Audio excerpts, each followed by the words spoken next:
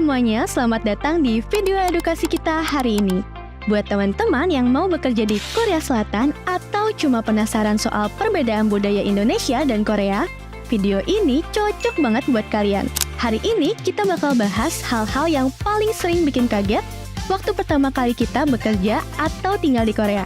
Mulai dari pola pikir kerja, kebiasaan sehari-hari, bahasa, sampai bahasa tubuh dan etiket. Kita bahas santai aja, tapi tetap lengkap dan gampang dipahamin. Yuk kita mulai sekarang. Di Korea, budaya kerja sangat kompetitif dan disiplin. Ada beberapa hal yang penting yang perlu kalian tahu. Hierarki yang kuat. Budaya senioritas sangat dihormati. Karyawan baru biasanya berada di posisi lebih rendah dan atasan sangat dihormati. Kerja keras dan jam panjang. Waktu kerja yang lebih lama dengan standar kerja yang sangat tinggi. Kualitas dan kecepatan sangat dihargai. Tuntutan kesempurnaan. Pekerjaan harus sempurna dan sesuai standar yang ketat. Dan tidak ada toleransi untuk kesalahan. Komunikasi formal. Komunikasi lebih formal dan terstruktur dan mengungkapkan ketidaksetujuan secara langsung dianggap kurang sopan. Jadi, penting untuk siap dengan budaya yang sangat terstruktur, disiplin, dan menuntut kesempurnaan di Korea. Selanjutnya, kita masuk ke culture shock. Culture shock adalah kondisi ketika kita bingung, kaget, atau enggak nyaman karena ketemu dengan budaya baru yang berbeda banget dari kebiasaan kita. Dan buat pekerja migran di Korea, hal ini sangat wajar. Yang penting adalah kita tahu apa saja yang berbeda supaya kita bisa siap dan cepat beradaptasi. Sekarang kita masuk ke bagian pertama, yaitu pola pikir kerja. Ini yang paling sering bikin shock. Di Korea, budaya hierarkinya sangat kuat. Karyawan baru biasanya diposisikan paling bawah. Sering dianggap belum tahu apa-apa dan kadang memang suka diremehkan. Lalu orang Korea terkenal dengan kerja keras dan standar kerja yang tinggi. Mereka cepat, fokus, dan hasil kerja harus sempurna. Target itu bagian dari keseharian. Dan berbeda dengan Indonesia.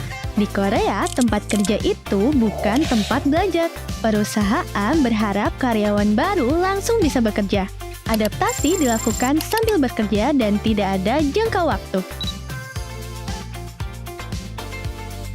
Selain pola pikir, kebiasaan kerjanya juga beda. Jam kerja di Korea cenderung panjang.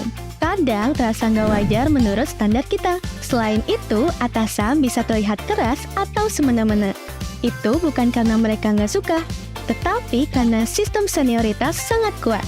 Lingkungan kerjanya juga kurang bernuansa religius. Mereka memisahkan urusan kerja dan beribadah. Dalam beberapa situasi, diskusi atau obrolan kerja sering dilakukan sambil minum alkohol. Ini bagian dari budaya sosial mereka. Mereka juga terbiasa bergerak cepat, bahkan terkesan tergesa-gesa, dan itu dianggap normal. Bahasa juga salah satu tantangan paling besar.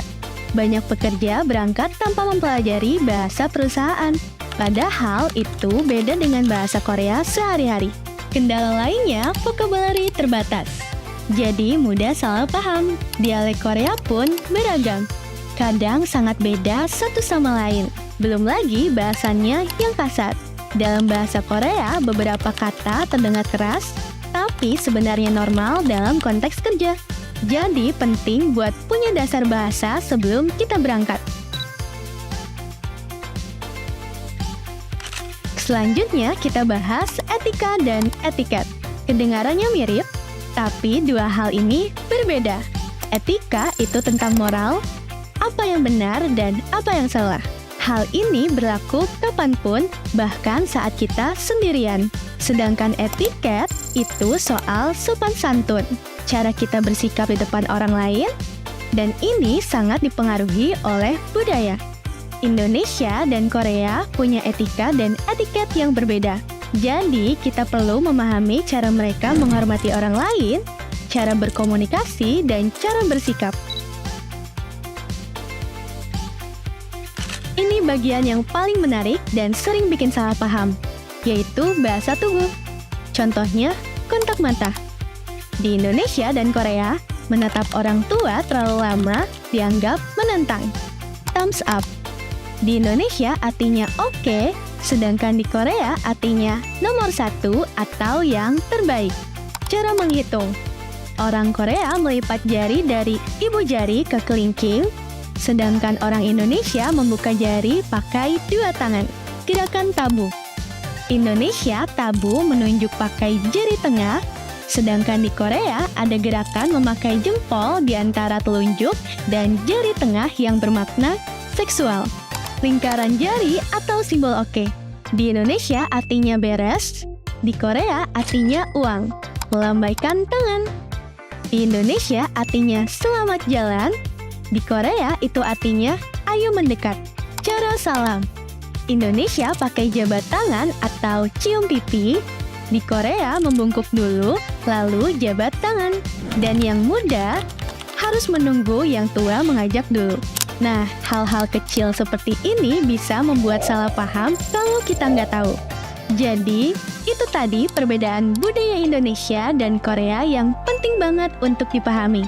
Mulai dari pola pikir kerja, kebiasaan, bahasa, sampai bahasa tubuh dan etiket. Dengan tahu perbedaannya, kita bisa lebih siap, lebih cepat beradaptasi, dan bisa bekerja dengan lebih nyaman. Terima kasih sudah menonton sampai akhir.